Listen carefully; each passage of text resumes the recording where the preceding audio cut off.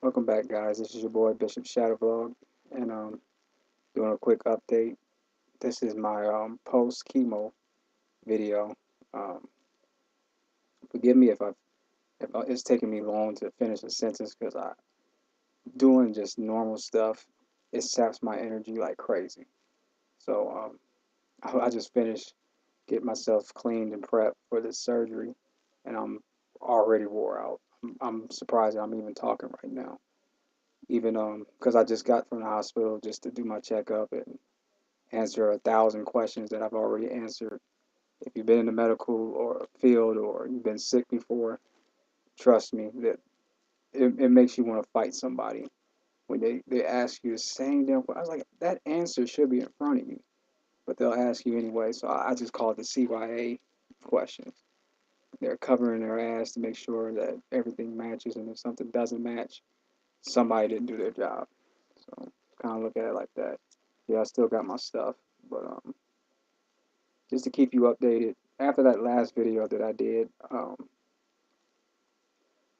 obviously I got out on the 30th of October, which was pretty good because no, I take that back. It was damn, I can't even remember. It might be the medication. No, I'm right. I'm right. It was the 30th because when I woke up, it was Halloween and only one person came to my dad's house. So where I'm at right now actually is my father's house. He remarried after my mom passed. He waited about 20 years to do that, so that's okay. I've actually lived in this place before, especially in high school. As soon as my mom passed away, I moved in with my dad, and that man that I'm referring to now is completely different from the man that is today. The man before was a guy who couldn't go a day without a cigarette and some extra dry gin. Today, he's been dry for almost 10 years, so it's pretty good. So that's the only way I would be here talking to you right now if it wasn't for my dad just taking care of his business and taking care of himself. And it's odd because I just turned 33 on the 2nd of this month, and he's in his 70s. So it's flip flop. I should be taking care of him, but instead he's taking care of me, and it's kind of rough. It really is. But back on topic. After I got out, had my birthday. 2 days later, I got hit with this crazy fever. My CNA came in to take, she checks my ostomy bag, which is the bag that my stomach poops in. She was trying to make sure that was working properly and that I could move around, which at that time I barely could. She took my temp. It was 100 degrees. Still had to report it, but shortly after she left, I started vomiting. I couldn't keep anything down, and then a few like later on that night, I felt so bad. I just said, "Hey," I was talking to my stepmother, and I was telling her, "Could you please call, the VNA to get this stuff, figure out what the hell's wrong with me." Guy came in. First thing he did was took my temperature. Man, I was almost 104 degrees. He just said, "I'm not doing anything else. You need to go to the hospital." That's basically what he was like. It's time to go. He said, if you gotta go naked, we're taking you to the hospital. You can't be having a temperature that high. The only thing I hate is if you have a high temperature, the first thing the doctors say, since this is Omaha, Nebraska, and I go to the hospital that's famous for, curing Ebola, the first thing they come out their mouth is a Ebola question. I always feel like that's racist because I'm like, yeah, I'm black, but why you gotta, I don't get too far into it, but it's like more of a joke than anything.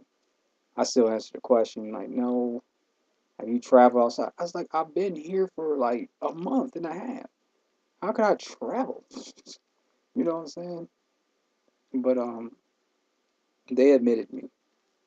I was severely dehydrated. My kidneys was messed up, and the only thing I could say is the reason why it wasn't totally the me being very dehydrated.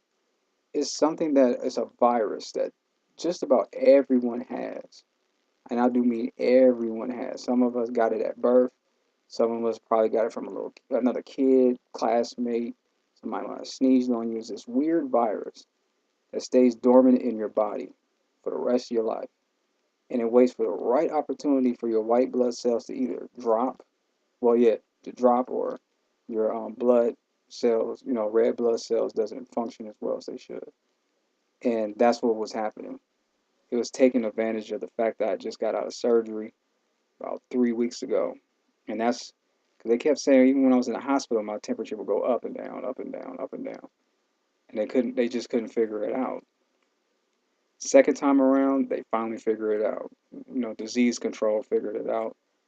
And it was said it's this virus that everybody has. Nothing you can do about it. We can't really cure it. We can only push it back.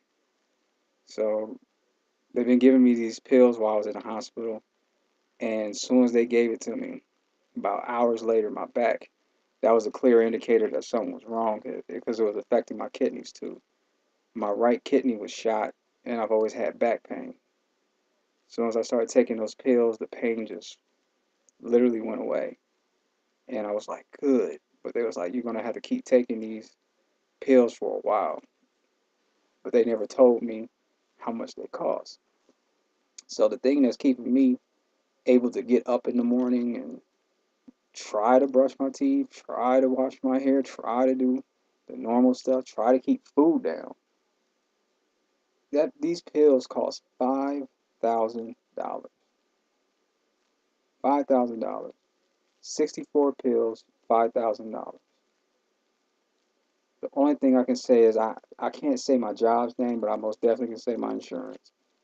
United Health, thank you. Because you guys paid over 98% and just charged me $60 for these pills that I have to take two at a time. Two in the morning, two at night. And I just took them 20 minutes ago. It's crazy. And I'm looking at these horse pills. And this was keeping me functioning at this point. It doesn't look like it right now because I'm tired. To let you know, it's 10 o'clock Central Time. I gotta go to bed because, like I said, I gotta get ready for chemo. So right now, I can't eat anything. They got me like a gremlin right now. I can't eat anything after midnight. But if I need to, but I have to take my pill in the morning. So that's the only thing I can literally can consume is the $5,000 pills with some water. You would think $5,000. Can I get some champagne with this? Some Merlot? A girl on the side piece, something. $5,000. That's a lot of money. But other than that, they gave me even more prescriptions. I don't think I can. I don't think I can show you on the webcam. You can't see it. But I have these nausea pads that I have to take. That's right here. And basically, it's a little circle that prevents me from having. It's like for motion sickness, stuff like that. But it also helps with my own personal nausea because my nausea now, as soon as I get out the hospital, I just throw up at random. I could be just like I am now, mid sentence, but I'm like, nah, man, y'all gotta do something about this. I was like, I'm not leaving the hospital till you put something on. Ironically, after because I don't have any money now, my dad has to, and I hate to see them forking out money. My dad, my stepmom, trying to help me, excuse me, to pay for stuff. Those pills that I was talking about, those are I paid $60 for that. I had to pay 70 for these, and these last for 72 hours. If you take two, probably almost kill yourself if you do that. And I don't mean that as a joke. You probably will kill yourself if you do that. So got all these medications, and then today I talked to people in chemo, and they're talking like, we're gonna put you on three more medications. I'm like, God. So you mean like I gotta take 8 medications a day? That's gonna be rough. So I'm not scared. This is what I pray for, because for what I can't really get into. When my oncologist doctor, her name is Dr. Graham. Looks like Grim, but it's pronounced Graham. But other than that, she was just telling me all this information. And when I get worried and angry at the same time, I can't stop tapping my finger like this. And she was just looking at me like she was thinking I was going to punch her. And I was like, no, I'm mad that my other doctors didn't tell me this stuff. Because they were kind of making it sound like they messed up. I didn't have to have an ostomy bag. They could have just went in and did what they had to do and get out. So I don't know. I don't know. Other than that, I'm just letting you guys know, if you don't hear from me after today for like a long period of time, I'm dealing with the chemo, and I've never dealt with it before. Um, my mom has. I'm technically going through exactly the same thing that my mom went through when I was a little kid, back in '92 when she first got sick. So they're going to put a port either here or here, and luckily they're going to knock me out when they do that, because I'm not good with certain types of pain, and people just standing over me saying weird stuff like, "Why is he so beige?" I don't want to hear conversations like that. Right? But other than that, I just want you guys that, well, just tell everybody that I'm happy that everybody that came to the page and wished me good luck. Main event didn't have to do that, but like I was saying, me and him, we're on the same page with a lot of stuff, and Lord willing, whatever amount of energy that I have, I will still be, fighting with him. I'm not touching Gamergate. I'm too far behind. I'm like 2 months behind. I'll never catch up totally, even though I've seen a couple videos back. But I'm tired of saying, but that's letting you know that I'm tired. Yeah, that's my key indicator. So I don't know how to end this video, because in my mind I was like, I'm gonna say a lot of stuff today and get it out the way. No, I'm tired. I'm literally worn out, and I gotta get up about 7 o'clock, and I don't get very much sleep because I always wake up and like sweating. I'm always sweating when I go to bed. Sorry about this pause. Just thinking. I also wanted to give another shout out to JP for responding the way that he did. It took me like 4 days to see the message, but thank you for what you said. Just letting you know right now, I have no equipment to play Bayonetta 2.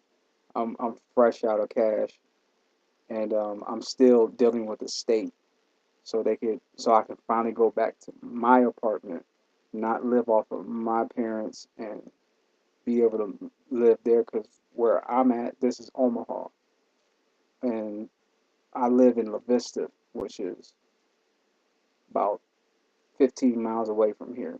And my dad he ain't gonna keep coming back and forth 15 miles a day just to see me for about 2 hours. He's not gonna do all that. So I just want to let you guys know I'm in good hands with my dad, even though we have been estranged for about 12 years. This house hasn't changed, man. That's the crazy part. Only thing that's changed is they threw in flat screens, but and they have cell phones now. When I was in high school, my stepmom had a cell phone. It was those old AT&T cell phones, and I was like, "Can I borrow that for prom?" She was like, "No, no." A minute phone call is like $10. And I'm like, "Nah, we ain't doing that." But once again, for the people who pray, continue to pray, because I'm praying for you guys as well. I'm not a selfish person when it comes to prayer. When I pray for myself, I pray for everyone else. And when I was in the hospital today, because there's University in Clarkson, I'm being in Clarkson, and they're all tied together. It's the same hospital. I was seeing little kids going through worse than what I'm going through, and it was making me angry. Because I'm like, I've only lived half my life. They've never even lived a quarter of theirs, and they're dealing with worse stuff than me, and it was making me upset. It really was. And I'm sitting here not worried about getting myself better. I was hoping I could get that child better, because cancer hit home hard. And some bad news that I just found out, one of my good cousins that's a few years younger than me on my dad's side, he just had his second heart attack. First time he got admitted to the hospital, something was wrong with his appendix. While they were having surgery, he had a heart attack during the surgery. He didn't sue. I don't know what he's doing about that. But now he's back in the hospital he was just out and about doing his thing, heart attack. And my dad was just telling me, he said, I don't know what's wrong with this family because 8 people in my family this year are really sick, like really sick. I don't know what's going on, if it's the end of the world. I'm not gonna go that far, but a lot of stuff is going on, a lot. So I'm at that point where I'm looking at it like this. When I was on SRK, when I first told everybody I got hit with stage 4 cancer, they wanted to help me out financially, and I was like, nah, man, I don't come here for all that. I just want SRK to be SRK. Now I'm at that point where I gotta humble myself. I may just ask for you guys for some help, not just the games. That's not what that's about. I'm talking about every time I go see my doctor, they want a copay. My medication, copay. Um, just everywhere I go, copay, copay, copay. And I'm killing my dad's finances. They live on a fixed income. They're not making that much money. Not every, not between 2 people, no. Now you add a third grown up. He's employed, but he's too sick to go to work. And he has 0 finances now. I may, when push comes to shove, I may ask you guys. I may ask you guys to donate some type of money just for the copays. Not this to get new Nikes. Not until Anita Sarkeesian, whatever that bitch name is. I'm not gonna be sitting here like, hey guys, look what you paid for. It's not gonna be like that. I'm gonna be like, look at these bills that you guys helped. Because without insurance, I'll probably be dead right now. Because these pills that I've been taking, like I said, $5,000. Who's gonna pull $5,000 out their ass while I'm dying? I'm not trying to die. I'm trying to live, just like you guys. And I know you guys would be like, hey, if I was in his shoes, I'd be fighting too. But I'm just gonna stop it here because I don't know what else to say. But other than that, you guys stay blessed, take care of each other, love each other, and stop fighting over stupid stuff. The stupid stuff that I'm hearing is just sometimes somebody has to set you back for the setup. This is my personal setback. I'm just looking for the setup now. God, it's in God's hands now. And that's what I'm leaving it with. So I say the same thing to you guys. Humble yourself, especially over these games.